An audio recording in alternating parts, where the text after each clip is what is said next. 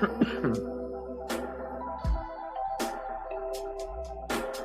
don't know if that's really you.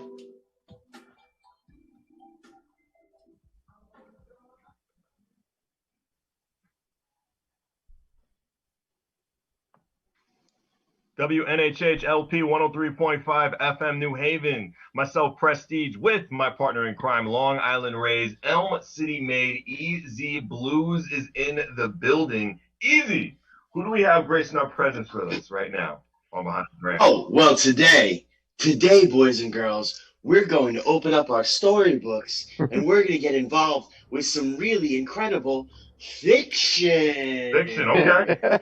I first met this man in a Turkish bathhouse in 1972. True. I'd like you to welcome Joao. What's up, brother? Hey, man, what's going on? It's been a long time since '72. Oh, wow. It has been a long time since 72. How you been? Good, man. By the way, this is the first. I like when you first popped up on the screen. I just want the listeners and the people to know. I just wanted to rush up to the phone screen and just pinch his cheeks. I was like, "Oh, I miss this man so much." I do have pinchable cheeks, I've been told. You do have pinchable cheeks. You do. You also had an incredible live stream last week. Oh, thanks, man. Like very, very, very great. So obviously you're in the band Fiction, and what we do here on the show is we like to open up that curtain and let people know the actual human beings that are creating the art, creating business side, and show them what it's like behind just the commodity of whatever we're selling.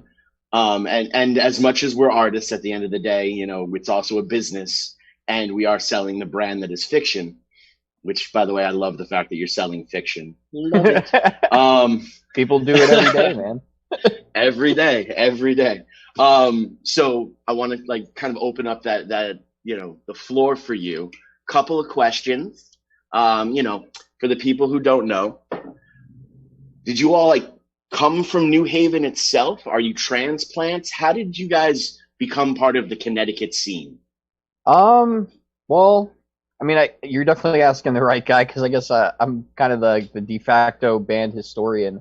But I mean, the roots of the band go back to 2015. I think it was around 2015 was when we first started the first iteration of Fiction. Chris and I had been playing together. Chris is our drummer. And for the people that may be listening, I'm the singer. No, I'm just kidding. I'm the bass player. So Chris and I had been playing together in college for years, 3 years. I think we met in 2011 or 2012. We've been playing together for almost a decade now. And we played with another guy who we met in college as well at Southern Connecticut State University, Jimmy Mann, who was our original singer. We played in a couple projects with him, and we started Fiction as a three-piece with him. He's a guitar player, singer, great musician. And then sometime down the line, we added our first lead guitar player, Matt Gambardella, and I think that was in 2016. And then Jimmy eventually got a little busy with other life stuff. We added Ethan, which was probably the best decision we could have made, because he's just a fantastic person. And a couple years, we did that lineup, that four-piece, with Matt as the lead guitar player. And within the last maybe, I don't know when it was, year and a half, 2 years now, Matt quit, and we had our current lead guitar player, Brad. And honestly, this iteration has just been the most fun thing, the most fun I've ever had with these guys. Like I said, Chris and I have been playing together for a whole decade. Just adding Brad and to what Ethan was already providing with his rhythm guitar playing, it's just like I said, it's just the best thing I could have hoped for. Now, of course, that's amazing. But again, we want to get behind the brand, and I'm gonna go a little TMZ-ish. When did you first fall in love with Ethan? Oh, it was love at first sight, man. Honestly, the first time I met him, he was suggested to us by a guy who was playing in a band on a bill with us, and we needed an opener or two. And he goes, hey, I have this guy. He's just getting back into doing music. He was out of it for a while.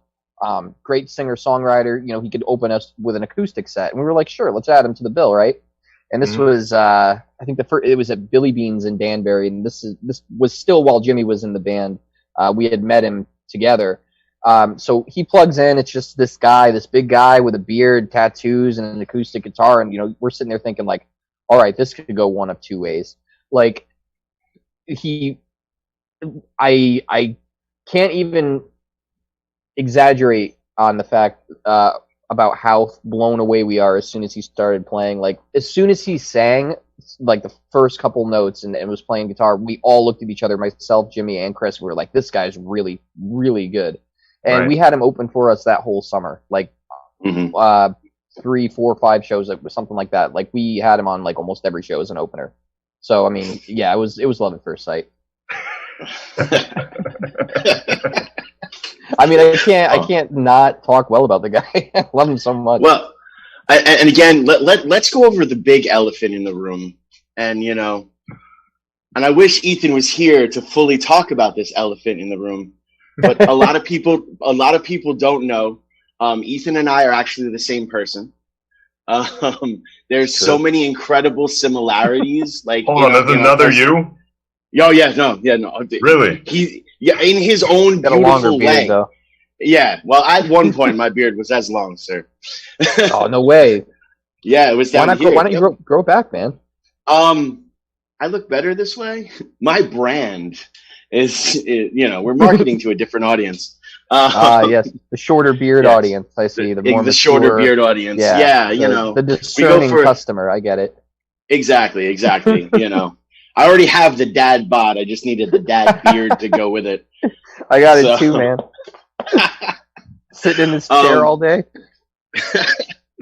No, but it's one of the first times that it actually ever dawned on me is someone I know was listening to the radio, and at one point you guys were playing almost every holiday on a local radio station. Yeah. And like I get a text and like, yo, are you on the radio right now? I'm like, no. Turn on the radio. And I turn it on. I was like, oh, yo, this dude's dope. Not ever making the connection that there's a similarity between like our delivery and different things like that. I just thought he was really dope. And then like 8 other people text me that day. Yo, you were dope on the radio today. I'm like, what are you talking about? You're like, what do you mean?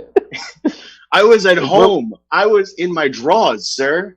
Yeah, right. You're like, was I blackout drunk all day? Is that what happened today? For real. You know.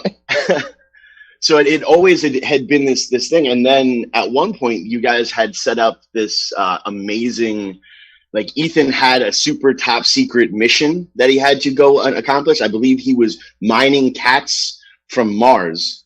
Yes, and he couldn't make a show at Cafe 9. So you guys put out this mass kind of like email, like, "Hey, all singers, we still want to do this show. Come in and cover our music." Yeah, man, that was rad. The light bulb just clicked for me. I was like, I'm in. Yeah, man, that was a fun friggin' show too. That was, oh man, that was awesome. Yeah, no, that was a good day. Yeah, thanks for filling in on that, man. That was a lot of fun jamming with you on those. No, definitely, man. And you know, that's the other thing is your material and his writing style and his structure of his phrasing is so interesting, and there's this so beautiful uniqueness to it that no matter what you do as another singer, like if you try to sit there and go, I'm going to do it exactly like this, you're going to fail. So I was like, I'm just going to like have a little bit of fun with it and try to do it in my own kind of speak and be more comfortable. But that's how incredible Ethan really is as a songwriter, is even in the structure of his lyrics, very similar to hip hop. It's the delivery is in the writing itself, and it's absolutely incredible. So yeah, man, big ups. It's funny you mentioned hip hop. I mean, I have been pushing him a long time to start his own solo rap career. No, but no, really though. We've talked about like songs about having like, you know, like some more hip hoppy vibes or hip hoppy. Look how cool I sound. But or like, you know, have like a rap breakdown or like just have like a song that's more like hip hop. I mean, the thing that we try to do as a band, whether it's subconscious or we're consciously trying to, is we're just trying to incorporate as much different types of music into our stuff as we can. And I know a lot of people say that, but like to us, it's just fun to try different things. I mean, we just put out a punk song as a single, and I mean, it was just a straight up punk song. I mean, it's just a fun thing to do. We have other stuff that's more. I mean, it's not like prog, but stuff that you definitely wouldn't consider punk or reggae. And it's just like fun blending these things and trying to add a bunch of different stuff. So I mean, hip hop and rap would be just a perfect addition to this kind of thing. Speaking of blending, was that your blending? Yeah. Energy for the other F word? And speaking of the other F word, what is the other F word? It's whatever you want it to be, man. It's whatever you want it to be. Yeah. But no, really, that EP was really, really cool to make, because at that time, I mean, now the way we play it, Ethan plays an electric guitar. We have a new lead guitar player. We have a whole bunch of new songs. But that EP is kind of, to me, like the nexus for what we are now. It was like the beginning, the early days. A lot of those songs, with the exception of Can't Help Falling in Love, which Ethan claims he wrote back in 1963 about a sandwich. I think it was an Elvis Presley song. The jury's still out. So, but I mean, the other 5, the originals, those are songs that Ethan had kicking around for a while. And when we added him to the band, we had a show that was coming up at Foxwoods, the casino, and we really didn't want to give that show up after Jimmy quit. So when we added Ethan, we were like, all right, we need a whole bunch of songs. And Ethan had these songs kicking around for a little while. He had never worked up with like a full band though. And when we started playing them together, it was just like, wow, okay, this really works. A lot of it is you can definitely hear like the Sublime and kind of like ska reggae vibes in Ethan's playing. That's one of the biggest influences to him. But I mean, we started adding other things too, and it just turned into that. It has to be fun, just balancing just different genres in your music and trying to be experimental, and it probably helps you grow too. Yeah, it does. One it second. Does. 1 second. Breaking news. The jury is actually in, and it was written by Ethan about a sandwich. Well, I just wanted you to know that. Color me shocked, man. I would have never guessed that story was true. Yes. But all right, I'm cool with it. I'm glad we're not spreading lies at shows anymore. You said you guys played at a casino. Which casino was this? Was it Foxwoods? Was it Mohegan? Tell me about the whole vibe, because I never really heard about an independent band playing at a casino instead of just doing covers. So that's very interesting that you got the opportunity. Oh yeah, so I mean that show, it was actually a battle of the bands that we had entered, right? Like we had entered it back when we were like a 3-piece. Oh no, I'm sorry. We were a 4-piece. We had Matt in the band and we had Jimmy, our original singer. So we entered it a couple months prior. Someone suggested that we do it. We sent in the email, like, we didn't really have much recorded, so we didn't really think we would get the nod, but we did. And so we were stoked about it. But the thing is, they wanted the rules stipulated that you had to play half originals and half covers. So you know what I mean? So like we had so every band had to do it. So like with the band, the way it was, it's like we had a bunch of original tunes that Jimmy had written, and we had a bunch of covers. So we would have been fine with it. But it was like maybe 2 months prior to the show that Jimmy quit, and that's when we added Ethan, and we were like, all right, well, we could probably get the covers down. I mean, that's easy enough. But like we have to have like original stuff too. Like, Ethan, do you have any original things? Because we don't. Luckily he did. And I mean, that's where a lot of songs like Wine, Wake Up, Stay Up, those kind of things came from, like those initial writing sessions where we brought Ethan's acoustic tunes in, and then we all worked up as a full band. That's awesome. That's awesome. Yeah, man. It was a lot of fun. We lost, by the way. No, but it was it was a lot of fun though. The band we played against, they were great. And it was just a great experience. We also showed up late, so we got docked some points for that. But it was still fun. Okay. But the true question is the band that won that night still together? I don't know. Can I say their name? I mean, they're called Old Dog New Trick. Old Dog New Trick. They're probably still around. Okay, I think that they were more of like a cover band, but I mean, they did a great they had a great friggin' set, man. It was a lot of fun though. Overall, the night was great. And honestly, though, the real takeaway from that night for me anyway, and I think for the rest of us too, was, I mean, we played really well. It's not, you know, not to toot our own horns, but we did very well. And it was kind of like after that we were like, all right, this could be a thing, you know, going forward. Like, we don't have to just stop this now. Like, we played the show. All right, good for us. So we kept playing, we kept writing, and we just stuck with it. And here we are 4 years later. Hey, that made you better, especially when it was on the fly. Yeah. So it's funny how things come together. Easy. Yeah, man. It's crazy. It's a small. No, definitely.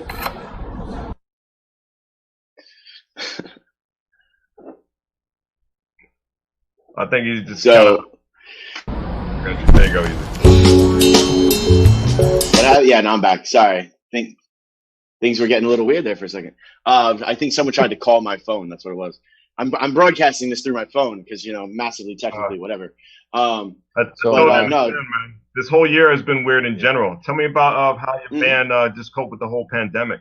I mean, everybody had to adjust their schedule, especially when it was independent musicians. I mean, we've been saying in the past episodes, man, like, this has been the season where you guys just go out there and just expose yourselves, and you're doing it through Zoom now. So just tell me about that whole, you know, adjustment. Go ahead. It definitely wasn't easy. I mean, any artist could tell you. I mean, whether that's the thing, you know, it's kind of funny in a way. I mean, it's not funny, but the way that it kind of affected all artists, right? Like, whether you're an independent musician, a local musician, some guy that plays a coffee house, or, you know, Ariana Grande. I mean, it doesn't matter. You can't.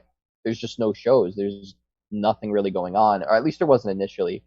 You know, people have kind of adapted as we've gone on with Zoom things and live streaming, especially. And, you know, there's some venues that can do outdoor shows that are safe, socially distanced. But man, I'll tell you, at the beginning, it was kind of interesting because we were really playing a lot. Like, we were playing New York, we played Rockwood like a couple weeks before the quarantine really like started.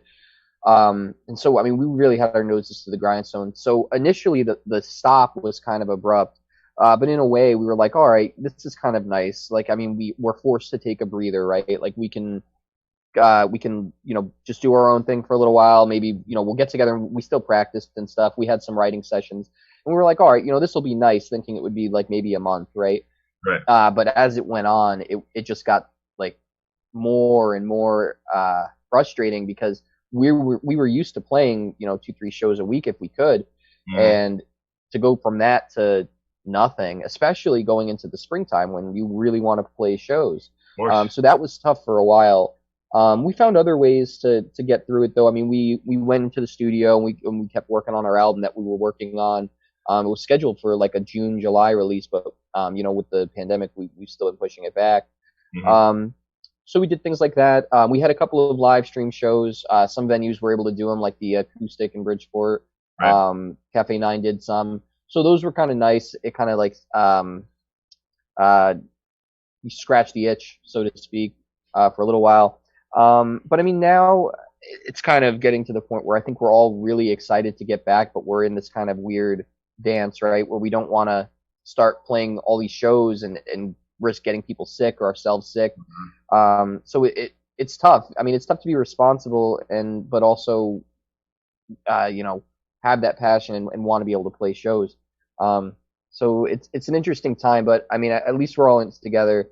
You know, no one's suffering it alone. So that's the one good takeaway I guess you could get. This is the one good takeaway on WNHH LP 103.5 FM New Haven, behind the brand with myself, Prestige, and my partner in crime, Long Island Rays, Elm City Bluez. Elm City Bluez. I can barely speak. He almost said Elm City Bluez. Shame on you, sir. Shame on you and your Freudian slip. Shame on you. Me being a center half, Prestige. You are my center half. I feel bad. I feel so bad for you. But it's not about us right now. It's about our guest at the moment. Fiction is in the building. Easy Bluez, I'm going to let you take this away. Go right ahead, sir. Well, it's funny that you said that it's not about us, it's about fiction, because I'm going to make this next question about me. Please. No, but I, just so that the audience really knows, and the audience knows, Prestige and I have been doing this show since the beginning of the pandemic. I'm very upfront. I'm very everything that I say is coming straight out of the heart and for the real aspect of it.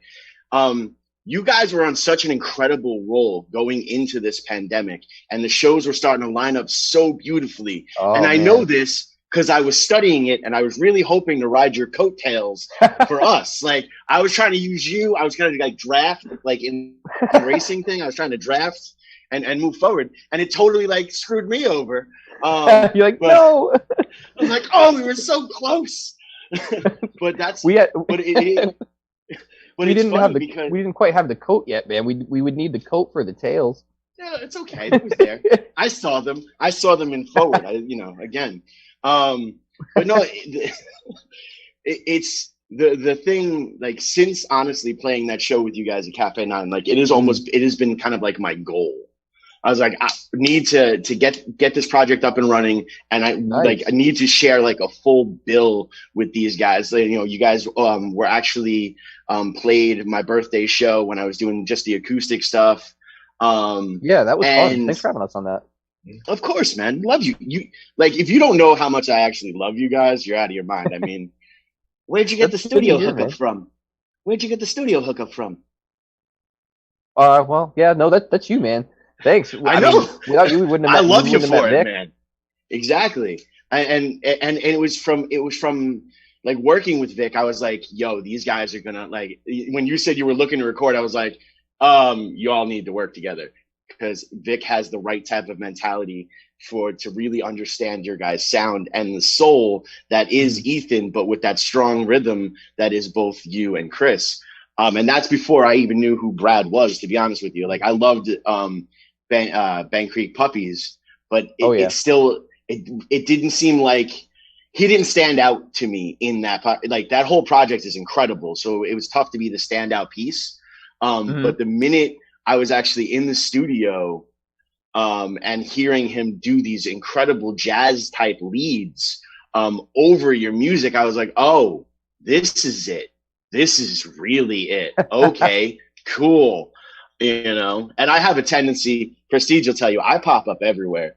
Like, oh, they're going to be there. I might just show up just because I can. And I've done that to these guys in the studio a couple times. I'm just like, I'm going to go see Uncle Vic and see what's going on. Dude, I love visiting Uncle Vic. That's my favorite thing to do. Oh, and you start to miss it. Like, we actually, again, this is your interview, but I'm going to talk. We were also doing the recording aspect of it, and we were ready to release an EP, like right before the pandemic hit. So Vic was like, "No, you have stronger other tunes. Let's make it a full length." And we've been doing, but the process of like from when the EP was finished to when it was like all sorts of finished, we were going there almost every single week. And then we just like Thursday nights was no longer going and hanging out with Uncle Vic. And you start to miss it. You're like, yeah, man, I really wish he would make a joke about, shooting up heroin and getting hookers. Oh, Uncle Vic. or when he said, when you had that perfect take and he's like, it was good. I laughed, I cried. It was better than Cats. You knew that it was a good day. Yeah. Oh yeah. That's how you know, man. That's how he tells you. Exactly. But so what is the experience for you guys going in there and really like getting into the roots of the music, because you have that freedom at Horizon Studio to get into the real meaning and the meat of the song. So go ahead. Yeah, man. I mean, working with Vic is tremendous. He's a really knowledgeable guy. He's really insightful too. I mean, that's one of the things that I've noticed, right? Like, you might have a take that you think is not so great. You're not really confident in it, but he tells you to come in and, listen to it, and you listen to it and you're like, yeah, this is actually really good. I was wrong about this. And he goes, yeah, I know. That's why I told you to come in and listen to it. It's just like those kind of like anecdotal things are just like some of what it's been like working with him though, because, I mean, like when you talk about like being able to have that freedom, it is really nice being able to go in there, set up in that live room, and to be able to play all together at the same time and vibe off each other. Because it's like one of the biggest things that I've come to find when you're recording. I mean, there's some people that really swear by the track by track, right? Like, you get the scratch track, and then you have someone go in and do the drums, and then the bass, and then do it piece by piece like that. But there's really something to be said for being able to all be in the same room, all playing at the same time, and to be able to see each other and actually be in that atmosphere. I think that helps a lot when it comes to recording stuff, because you don't feel so robotic. You don't feel like you're just copy pasting something in just because this is where it goes. It's like playing a show, or it's like having a really good practice or something. You're able to feed off that energy, and you're able to work off of what everyone else is doing, and it just makes a better product in the end. Awesome. You said earlier when we were talking that you performed the acoustic in Bridgeport, and correct me if I'm wrong, I believe it's no more, unfortunately. Am I right? You're wrong. What happened was it was about to close, and then a whole bunch of people stepped up and were like, "Don't close! No, here, take money." And they're able to sustain. We don't know what the future is going to bring, but as of right now, their lease is still strong. Okay. And so we're going to continue to hope and pray, because that is such a great venue, and it's also a great venue for.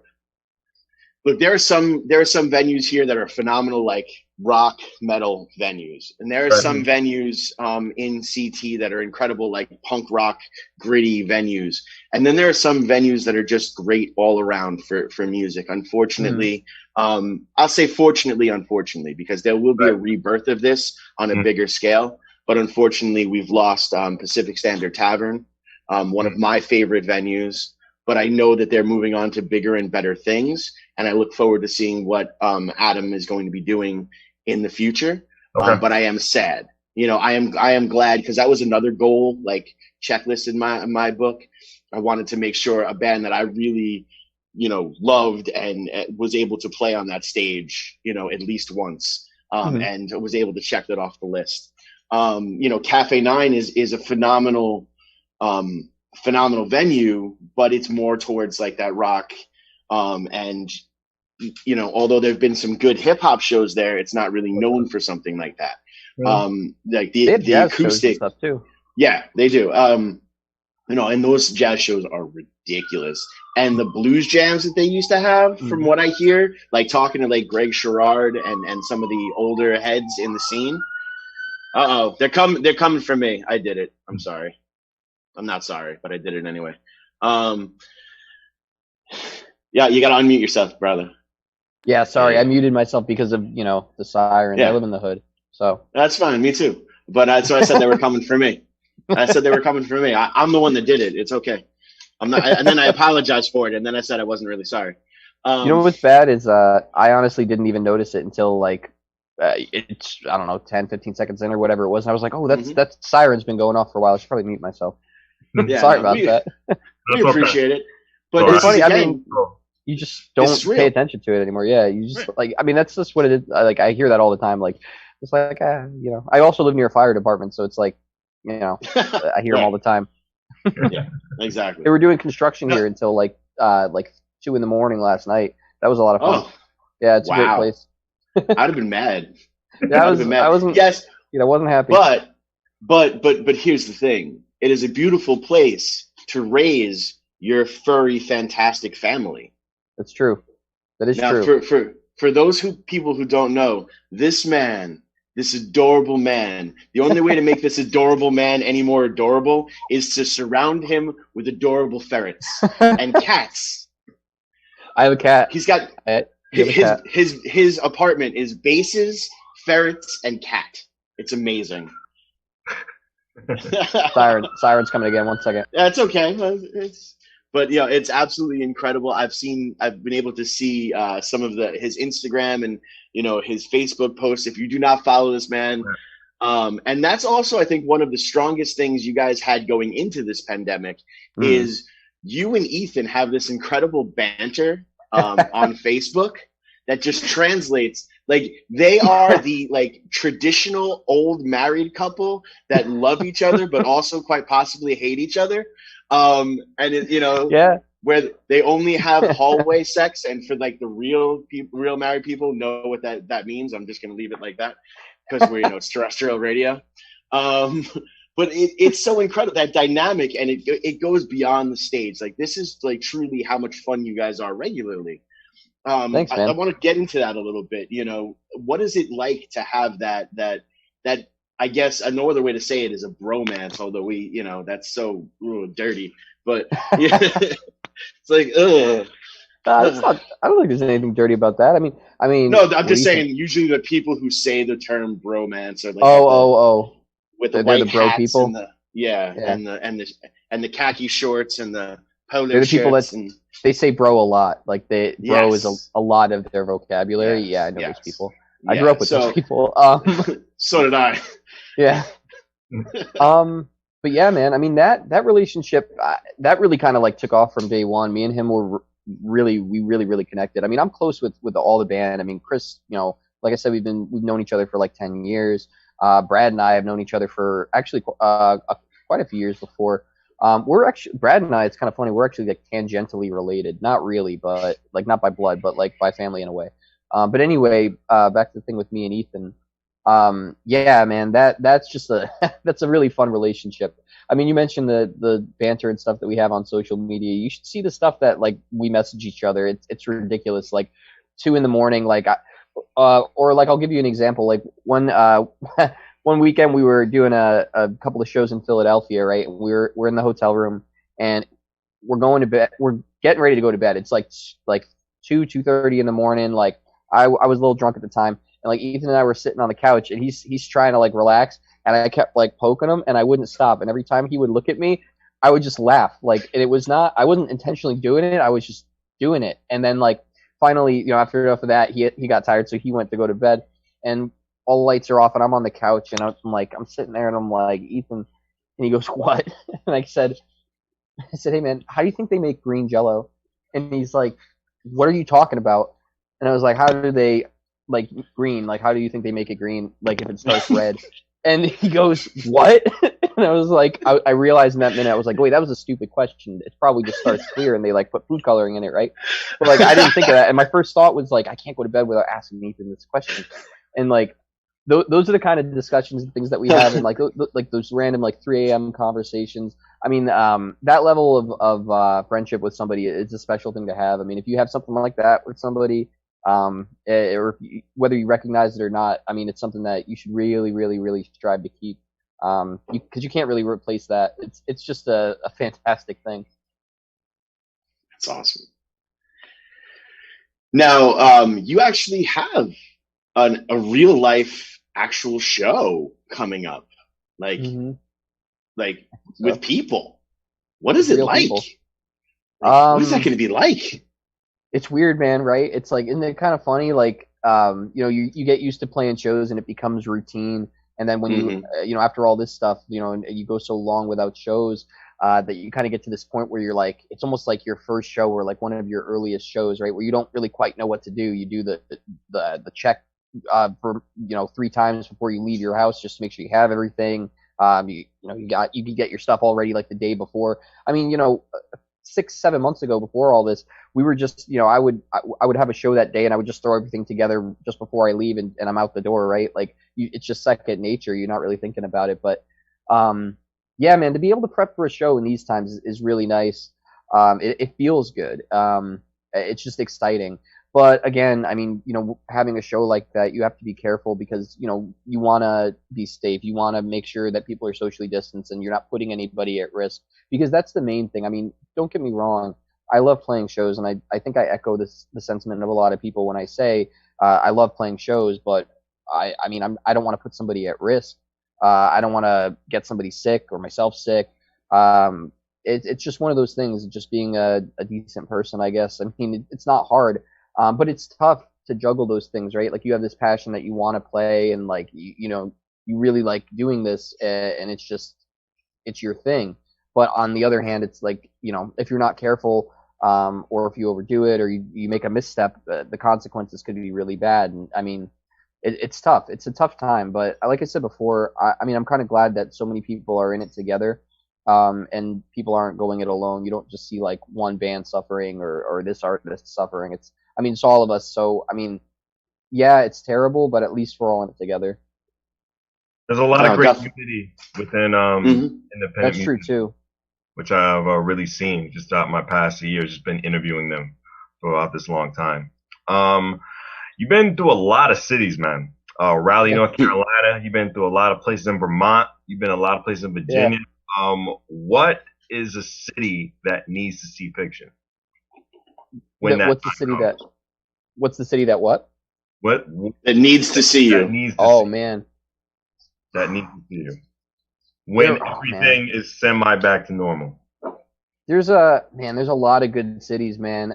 Yeah. Like touring is fun as hell. Like, I personally, I really, really liked when we were down in Charlotte in North Carolina. That was a really cool city. We were in this awesome neighborhood. Um, there were music venues. It was just like a really hipster kind of area, which maybe on the surface to some people it might not sound great, or it might not sound so attractive, but it was just so welcoming, so nice. I would love to go back there. This place we played in Vermont was really awesome. It was right up on the Canadian border. It was like northern Vermont, like on the way getting out of there in the middle of the night in the darkness with no roads in the middle of farmland. Like we ended up somehow going through Canada and Right. coming back down and like bypassing customs, which was good at the time. But you happen to look over to your left and you're like, what is that? A toll booth? Oh no, that's U.S. Customs. We're coming out of Canada. How did that happen? That place was great. I forget the name of that town though. It was a little small farm town, but I would love to go back there. There was a guy who had on his property. He basically would throw shows. Like he had this great like barn on his property that he would set it up in, and then people would come from all over the town and just have like a little party in his yard. It was fantastic. I have to get the name of that town because what was it? I don't remember, but Right. man, I wish I could. Like that place, I would love to go back. New York City, anywhere really, anywhere that would have us, I would love to be back. Tell me about the energy in Nashville, Tennessee. That's a great music city, man. Oh man, that was rad. That was a really really fun night. We spent Right. a weekend there. We were playing a lot of shows in a short amount of time. So unfortunately, we couldn't really like get a chance to explore a lot of the city. Fortunately, though, with Right. Nashville, the more touristy part is the Strip, and it's right there. So we Yeah. did get to spend like an afternoon there. We didn't really go there at night, which I imagine would be even more crazy. But man, bet. when we got there at like 11 in the morning, we showed up the night before and we just kind of crashed. But Saturday we had the day, so we went down and checked out the Strip. And we were with a buddy of ours, James Morey, who had lived down there for a time. So like he brought us around. Right. But man, it was at 11 in the morning. People are on those bar bikes, and there's like bridal parties, and these girls are like, and it's not because like many are in the Strip, right? And they're all like 2 or 3 floors, and each floor has a band. It's Right. crazy. There's bands everywhere, and Mm-hmm. back to back too. Like the shows are just nonstop. There's cover bands. Of course, there's original groups. You could find so much cool stuff down there. That would be a place I would absolutely love to go back. I'd love to spend a couple weeks down there, honestly. Believe it, man. Had to be heaven for you guys for a couple hours. What was that? Had to be heaven for you guys for a couple hours.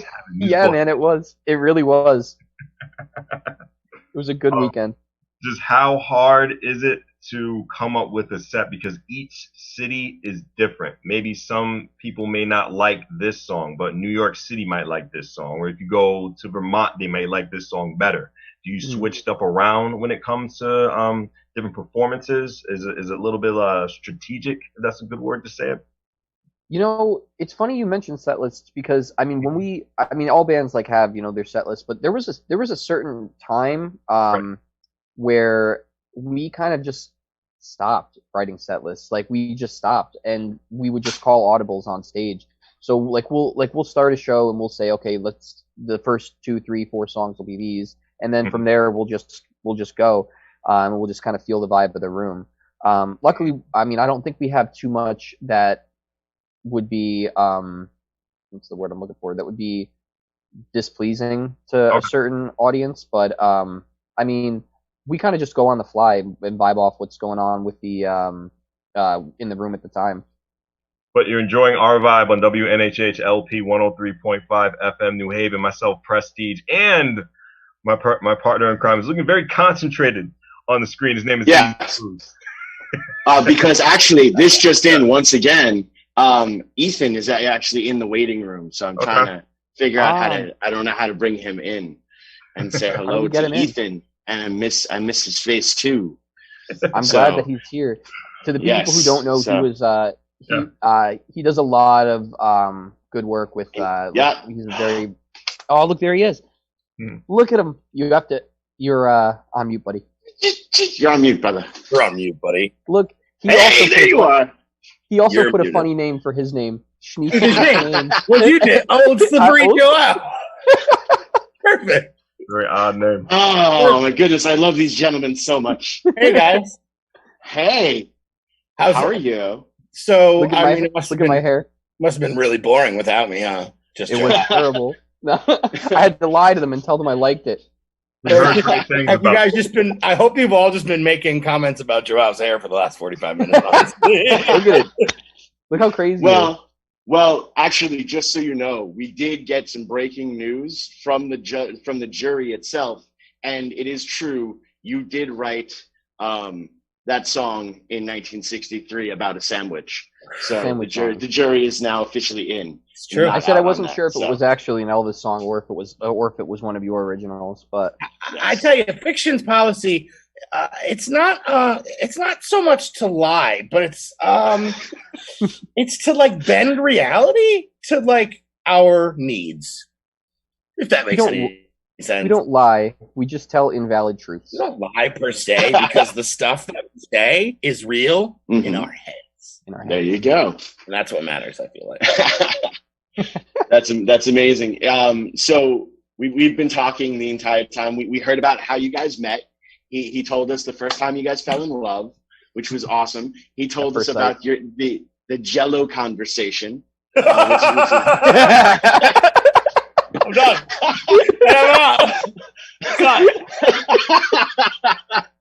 So, but the one thing we have not talked about, and I'm so glad that you're on air to have this conversation, is the infamous joke, the fiction live joke. The bear joke? The bear joke. We can't do the joke on air because it's terrestrial radio. Way too risky. But there was this whole part of your mythos. Your mythos was around almost every single performance or every performance. Joao would try to get to the microphone to try to tell this one amazing joke, and you would not let him. And you would start like the word "amazing" is a stretch. Like such a stretch, and it actually got to the point where I'd use it as a behavioral correctional tool for Joao. Like I would literally, if he did what I want and acted the way I needed him to act, I would tell the sound guy, give Joao a microphone, he can tell his joke tonight. But if he misbehaved or he was late for practice or he kept missing notes, we don't reward crappy behavior. So it all depended on him. And that's how good corrective behavior. Sometimes I wouldn't, but then I would. I feel like he would tell the joke more often than not, and he had the vote of the people. The people they supported. That's what it is. Once you get the people on your side. I almost became villainified for hating the joke.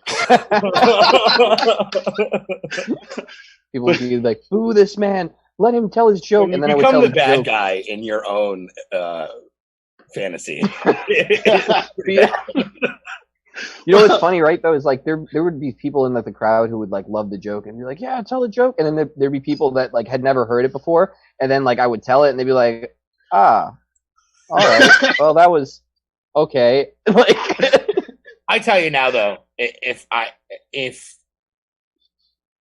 could have live music back to the way it was like last year, I would give Joao a microphone every night. He could tell that joke every single night as far as I'm concerned.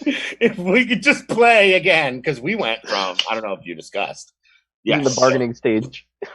Yeah, just slaughtering stages literally every weekend to nothing. Like everybody else. It's quite a culture. Yeah, we mentioned that. Yeah. But I'd like to say I absolutely loved watching your guys' 10 Selden live stream last week. Incredibly, very well done. Your energy is still there, which is the most important thing. You could tell how much you guys love to play together, and at some points play with each other. It's absolutely fantastic, and it's so incredible. Told you. We also have commented that you and I, Ethan, might be the same person. Yeah, yeah. So I watched your set last night too, and I was like, this guy's got the same exact rasp as me. Almost identical stage presence, which basically says, yo, I'm on stage right now and I got something to say. And these guys got something to say too, musically.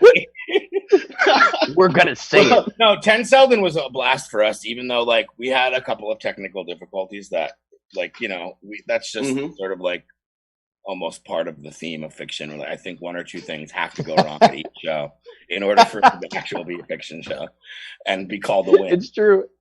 But the audio and video didn't work out, and so we just ended up having our live stream streamed on a tablet, which, like you mentioned, like we were just so freaking thrilled to be on stage playing instruments together, and I had a microphone in front of me. I really didn't care. I honestly didn't care. I honestly didn't care if we didn't even get it streamed, and that just ended up being a 1 hour rehearsal. I still had a blast. And 10 Selden is so rad. The sound guy Jeff said, not that I want to hurt anybody's feelings, but said that Fiction is one of his new favorite bands. So sound guy favorites. But it was sick, dude. Your set was sick, and I was really glad that everything like was working properly for you guys, because it made it that much more triumphant. Except for the clipping of the vocals, because he turned my vocal way too loud. Yo, me and you were cursed. We're cursed by that. They have to turn it down like a decibel level below your leads, because like we really don't even need a microphone. It's almost just there for show. No. It is. Like, we don't need this. And that's the thing is it was always at that point. And like last night, I got to fulfill like a massive, like ultimate fantasy for me. I'm a huge wrestling fan, so I got to use part of the Dusty Rhodes Hard Times promo. During my set, I'm like, oh, check it off the list. I'm reaching out. Yeah, I'm reaching out. I'm like, reach right now, reach through your screen and grab my hand, because we're in hard times. And getting louder, and the music's getting louder, and then on the screen it just completely cuts out. And there's just like crackle, crackle, crackle, and then he's on his knees singing again. He's back. That's so great. Yeah, man. I would like Did he cut out? He froze. He froze. That's a great. Also, that's a great. I would like to borrow the Shame Penguin in the middle of, and like run across the stage like at 3 random points throughout a Fiction set or something. That's awesome. That's that. Yo, well, no. What's incredible? It's so interesting because like we started with the penguin, the penguin just for the name, and then Kenny started bringing a stuffed penguin. So like the first day, like they kind of dared me, like walk around the bar with this all night. I was like, okay, no problem. I just started walking, and the penguin got more love than we ever could. We got to play with Babe Patrol. And they liked the penguin so much they asked for it on stage with them, like our 3rd show ever. We had a mascot once. Yes, you had a mascot. We did have a mascot once. We had one. I don't know if Ethan's frozen or. Oh no. Yeah, we left him in Philadelphia. Oh, we're back. Oh no! Sorry, my internet goes in and out sometimes. We had an alien and we left him in Philly. Oh yeah. You know what's kind of funny? I'm the most irresponsible person in the world. Even with this podcast, I messaged Dustin yesterday. I was like, oh, by the way, I'm unavailable for the first half of the podcast. It's all right. You're here with us now. Speaking of time, we only got so much time, and we definitely want to play your music before the show goes out. This time is just going to be for you. Just give out your social media, any performances, any EP that's going to come out between you guys, and we're just going to play your music right after. Oh, gosh. The time is yours. Yeah. So we're all over social media. We're at Yeah. Facebook. We're at Fiction Band Official, I think, at everything, right? Instagram, Yeah. Facebook. Actually, Instagram and Facebook is all we're on right now. And Spotify. We're on Spotify. Absolutely. And we have an actual, like, real live in the flesh gig in November. And I'm literally, like, flipping like a madman through my phone right now to get the like actual date. It's November 7th. There you go. Thanks, bud. Yes, actually, Dustin has been known to know more about my schedule than I do. So he's been like, "Hey, man, are you playing this and this?" And I'm like, "Oh yeah, we are. That's right." Use your other half. November 7th, we're at the Cellar on Treadwell, and like that's people can come to that. I can sweat on human beings at that show in person. 2 Saturdays from now, everybody. 2 Saturdays from now. I'm so excited when you put it into those terms.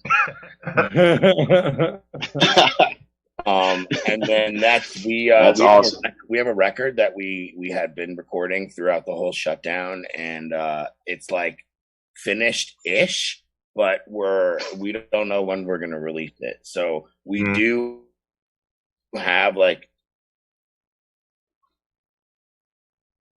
for us, and we're gonna put it out eventually, and I think we're gonna put out some singles.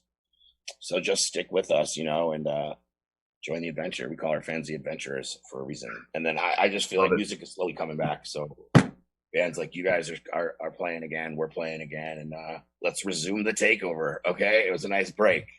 Let's Good things that happen. Jim. Good things that happen. Easy. What's the name of the single we're playing? What did I send you? Yes. Felonious Punk. Felonious Monk. Yeah, man. We wrote that about the civil unrest going on, right? Yep. Mm-hmm. There's a bunch of bullshit happening in the streets. We're not happy about it. We're not happy about it. Not at all. We're definitely not happy about it, and that's definitely how we feel about it. Right. So here we are. Here we are, folks. I want to thank you for being a part of the broadcast. I had this dream and it was just the other day. I couldn't breathe. There was no air left in my lungs. Fiction, WNHH LP 103.5 FM, New Haven. Feeling not knowing where I would run. Say no way. No way. There ain't no exits. I can't see them anymore. Say no way. No way. There ain't no way out of this motherfucking door.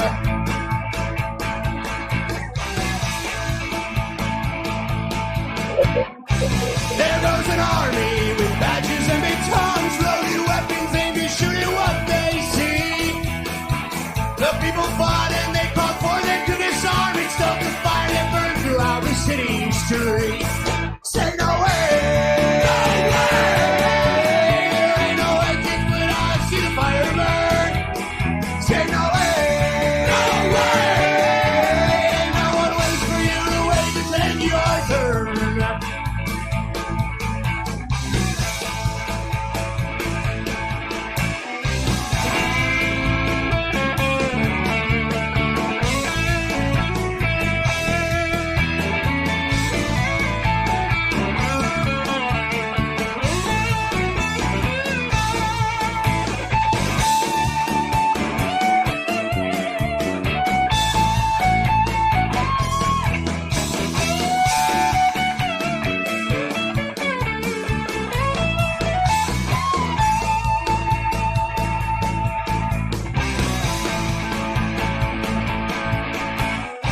Burn down the block, we're at capacity for rage. Still the punishment don't seem to fit the crime. A revolution when history was made.